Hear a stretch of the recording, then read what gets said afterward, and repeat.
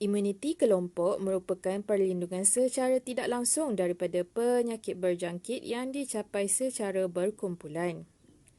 Ianya dicapai apabila sebahagian peratusan daripada populasi tersebut mempunyai keimunan terhadap penyakit berjangkit yang berkaitan.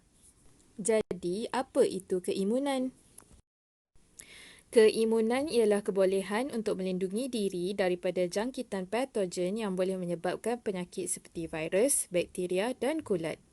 Untuk mencapai keimunan jangka masa panjang, ada dua cara yang utama iaitu sama ada sembuh setelah dijangkiti patogen secara semula jadi atau pemvaksinan di mana patogen yang telah diproses akan diberikan untuk tubuh mempelajari ancaman penyakit tanpa terdedah kepada bahaya penyakit itu sendiri. Jadi, bagaimana imuniti kelompok tercapai? Mari kita ikuti beberapa situasi untuk memahaminya dengan lebih lanjut.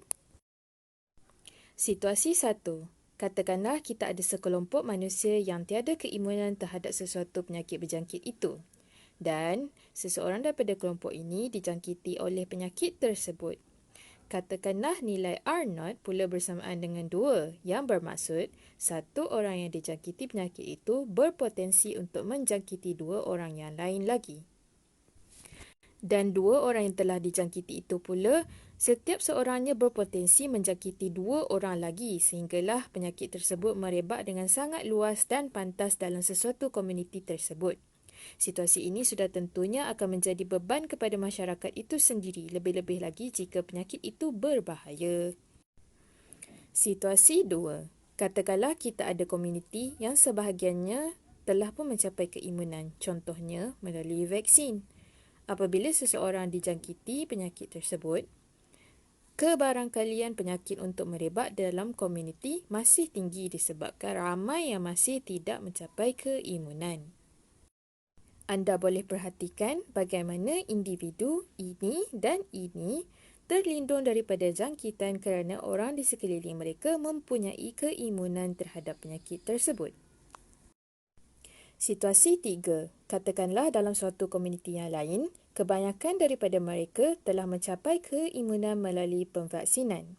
Apabila terdapat individu yang dijangkiti penyakit ini, penyakit tersebut tidak dapat merebak dengan jayanya kerana lebih ramai individu yang mempunyai keimunan terhadap penyakit tersebut. Mereka bertindak sebagai benteng untuk menyekat penyebaran tersebut kerana mereka sendiri dapat menentang jangkitan sebelum mereka dapat memindahkannya kepada orang lain. Perhatikan beberapa orang individu ini turut mendapat perlindungan daripada jangkitan tersebut secara tidak langsung apabila orang lain mempunyai keimunan. Dan mereka ini dilindungi dengan apa yang kita panggil sebagai imuniti kelompok. Bukan itu sahaja, malah penyebaran penyakit berkurangan dengan sangat mendadak apabila imuniti kelompok tercapai. Imuniti kelompok sangat penting terutamanya kepada individu-individu yang tidak dapat menghasilkan keimunan sendiri dan yang tidak dapat mengambil vaksin atas sebab-sebab tertentu. Sebagai contoh, pesakit autoimun di mana sistem imun mereka menyerang diri mereka sendiri.